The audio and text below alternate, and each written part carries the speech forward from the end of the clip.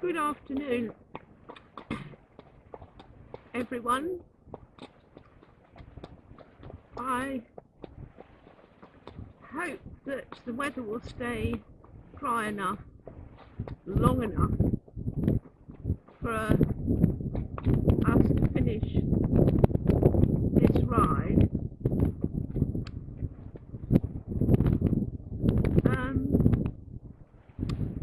Because I wanted to talk and demonstrate a recent blog post that I'm putting together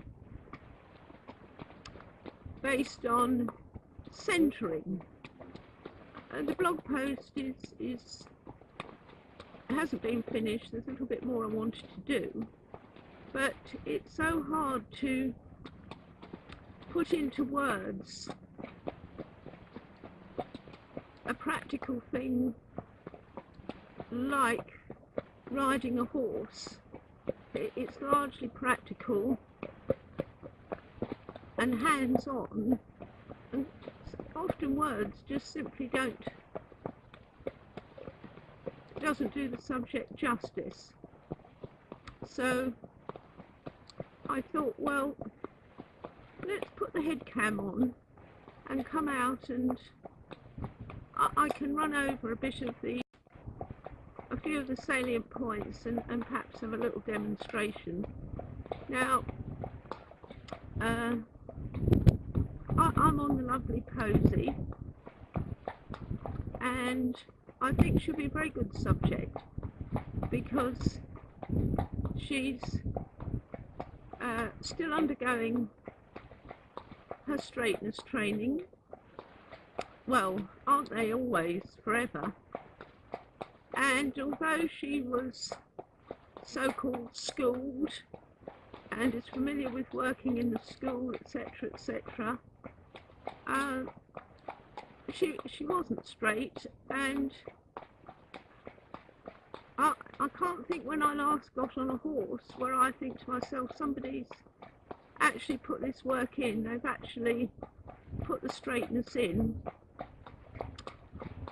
Usually I find that, well schooled or not, they're not straight, and straightness is pivotal to having a centered horse, and having a centered horse is an enjoyable horse. So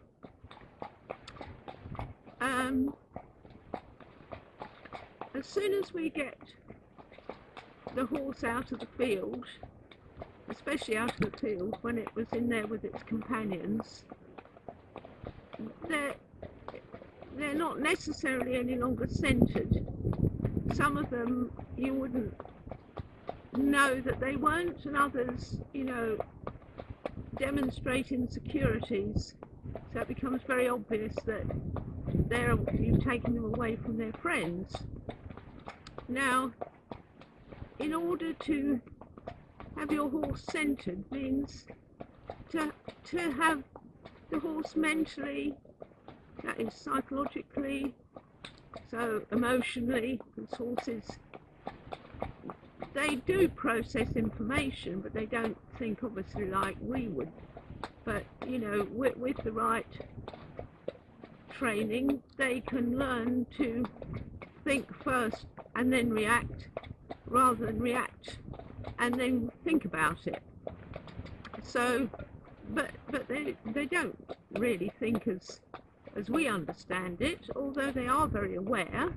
It's just a different type of awareness and a different type of processing information, which is, as I've said before, is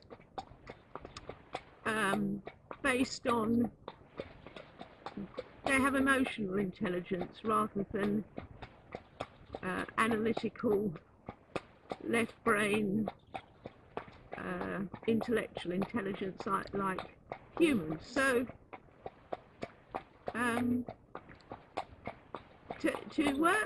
to have your horse mentally and physically balanced involves them ironing out the crinkles in the way they perform. And straightness is absolutely a number one priority, and the absolute best way to start centering your horse. I love the way her head goes down. I'll talk about that in a minute. And of course, to work on centering, one has to center oneself. And it's easy to think, oh, the horse is doing this and the horse is doing that, and it's not what I want. Well, before we can make those changes in the horse, we have to first make changes within ourselves. And whether it's we need to overcome fear, whether we need to grow our confidence, whether we need to learn patience, timing and feel, or just be a more connected rider, whatever the challenges that are there for us, we need to be working with them to a great degree before we can start working on our horse. But let's pretend for a minute that we're in a good mental place and we haven't got anxious thoughts. We're not stressed out, because I say these because a horse finds it very difficult to be centered under a rider who's just overwhelmed with less than positive emotions. Some cope with it better than others, but let's pretend that we are in a good place and that we want to bring our horse into match. So we're going to begin the centering process. Now, because the horse is an emotional thinker, the body language of the horse, the outline, the shape, the way he moves, is tied up with the emotions. They're not separate. That's why one minute they can be nice and relaxed, and the next minute their head's up and they're all anxious, and what's happened is there's been a spike in their emotions for whatever reason, and their body language immediately reflects their thinking, their emotional thinking. So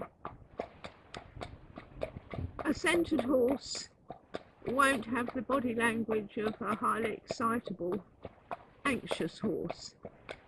And even if they show those characteristics, for every ride you've ever had, it is possible to change it in the majority of horses, assuming that there's no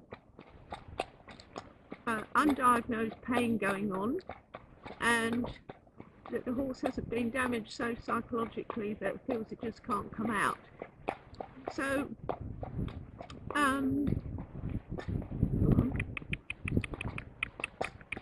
there's something behind those bushes. So I think it's a horse, actually.